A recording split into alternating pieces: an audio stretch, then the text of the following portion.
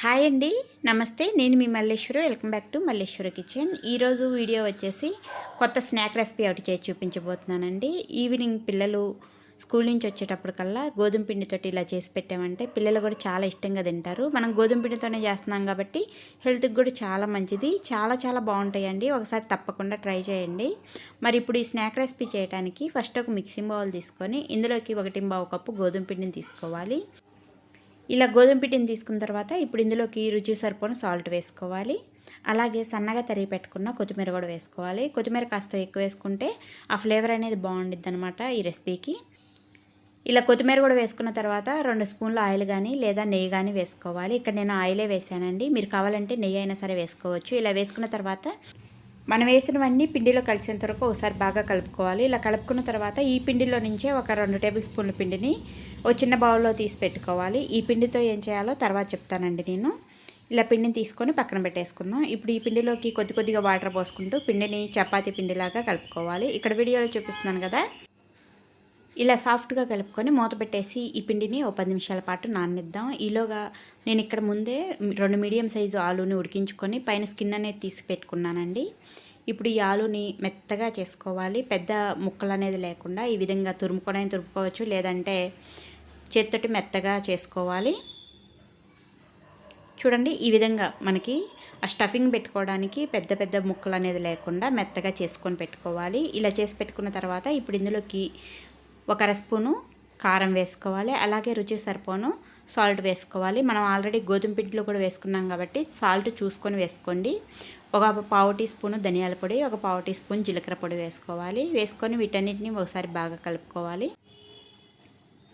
మనకెక్కడ ఆలు అనేది పెద్ద ముక్కలు లేకుండా ఈ విధంగా మెత్తగా చేసుకున్న తర్వాత ఉప్పు, కారం, ధనియాల పొడి, జీలకర్ర పొడి వేసుకొని ఈ ఆలులో కలిసేంత వరకు ఒకసారి బాగా కలుపుకోవాలి. ఇలా స్టఫింగ్ రెడీ అయింది కదా, మనం కలిపి ఉంచిన పిండి కూడా బాగా నానిందండి. అందులో సగం పిండిని తీసుకొని పొడి పిండిని చల్లుకొని వీలైనంత పలుచగా చపాతీలాగా రుద్దుకోవాలి. మనం పొడిపిండి చల్లుకోలేదంటే ఈ చెక్కకి అడ్డుకుపోయిద్దండి. అందుకనే మధ్య మధ్యలో పొడిపిండిని చల్లుకుంటూ 2 వైపులా తిప్పుకుంటూ చపాతీని రుద్దుకోవాలి.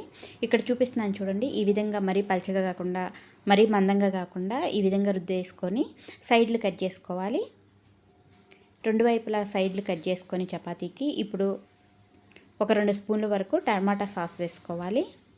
వేసుకొని ఈ విధంగా చపాతీకి స్ప్రెడ్ చేసుకోవాలి.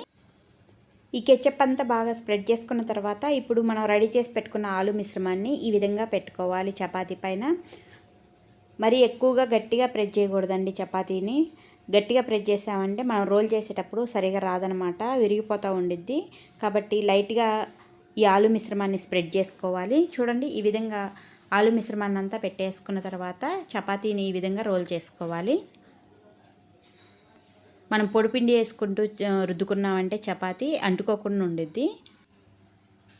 చూడండి, చపాతీ అంతా ఇలా రోల్ చేసుకున్న తర్వాత మనకి ఆలు పెట్టుకున్నాం కదా లోన, ఈ చపాతీ ఏదన్నా పైన ఎత్తుగా ఉన్నట్లయితే ఒకసారి చపాతీ కర్రతోటి ఈ విధంగా రోల్ చేసుకుంటే ఈక్వల్గా వచ్చిద్ది అనమాట. ఇప్పుడు చాకుతోటి లోన ఆలు స్టఫింగ్ బయటికి రాకుండా ఇలా కట్ చేసుకోవాలి జాగ్రత్తగా.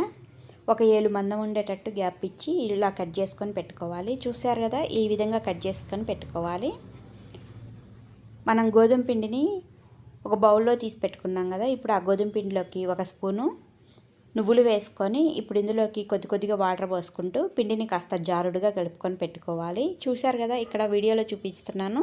ఇలా పిండిని కలిపేసుకొని పెట్టుకుందాం. ఇప్పుడు గ్యాస్ ఆన్ చేసుకొని బాండీలోకి డీప్ ఫ్రై సరిపోయిన ఆయిల్ పోసుకొని ఆయిల్ బాగా వేడైన తర్వాత మనం కట్ చేసి పెట్టి ఉంచిన పీసెస్ని ఈ గోధుమ పిండి మిశ్రమంలో ముంచేసి వేసుకోవాలి. ఇలా ఆయిల్లో ఇలా చేయటం వల్ల ఆలు స్టఫింగ్ పెట్టుకున్నాం కదా, బయటికి రాకుండా చక్కగా ఫ్రై అవుతుంది అనమాట. ఇలా ఒక్కొక్క పీస్ తీసుకొని గోధుమ పిండి మిశ్రమంలో ముంచేసి ఆయిల్లో వేసుకోవాలి.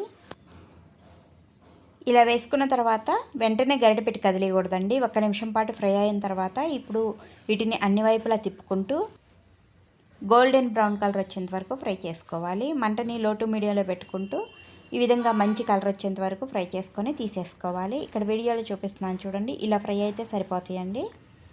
ఇప్పుడు వీటిని తీసేసుకొని మనకి ఇలాగే ఎన్ని కావాలో అన్నీ ఫ్రై చేసుకొని తీసేసుకోవాలి. గోధుమ పిండి ఆలుతోటి ఇలా కనుక స్నాక్ చేసి పెట్టామంటే పిల్లలు ప్రతిసారి ఇలాగే చేయమంటారు. అంత బాగుంటాయండి. ఒకసారి ట్రై చేసి చూడండి. మరి ఈ వీడియో మీకు నచ్చినట్టయితే లైక్, షేర్, సబ్స్క్రైబ్ చేయండి.